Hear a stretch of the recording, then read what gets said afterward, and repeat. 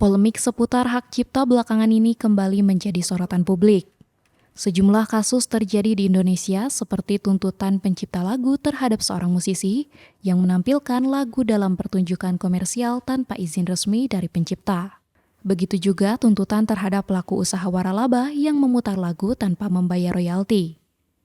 Di sisi lain, sejumlah musisi menggugat Undang-Undang Nomor 28 Tahun 2014 tentang hak cipta ke Mahkamah Konstitusi. Mereka menuntut kejelasan terkait mekanisme perizinan penggunaan karya, apakah perizinan langsung melalui pencipta atau cukup melalui lembaga manajemen kolektif. Gugatan ini mencerminkan kebingungan yang masih terjadi dalam pelaksanaan Undang-Undang Hak Cipta di lapangan. Menanggapi permasalahan tersebut, Guru Besar Fakultas Hukum Unpad, Profesor Ahmad Ramli mengatakan, hal ini terjadi salah satunya karena implementasi di lapangan belum ditegakkan secara disiplin. Kita harus lihat apa sebetulnya yang lagi menjadi penyebab konflik itu. Apakah undang-undangnya sudah harus disesuaikan dengan perkembangan teknologi, ataukah karena ada secara implementasi di lapangan orang tidak mematuhi itu aja.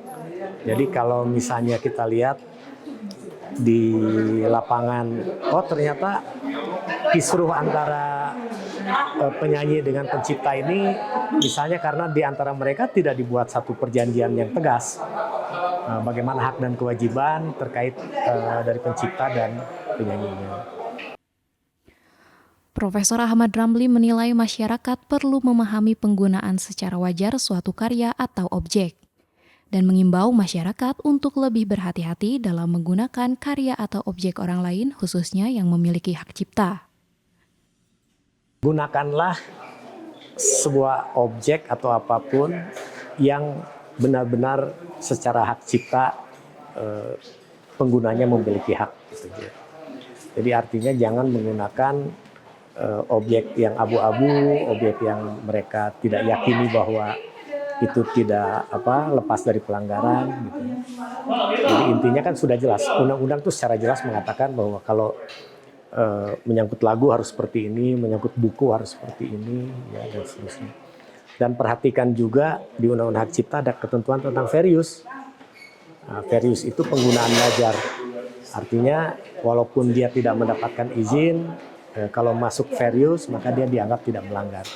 Seperti misalnya ketika seorang mengutip buku orang lain, ya, dia kasih footnote, kemudian kutipannya wajar, tidak melampaui yang kewajaran-kewajaran itu. Sementara itu, Hakim Mahkamah Konstitusi Arief Hidayat melontarkan kritik tajam terhadap mekanisme royalti dalam Undang-Undang Hak Cipta, khususnya terkait lagu-lagu yang memiliki fungsional. Terasa hidupku tanpa dirimu.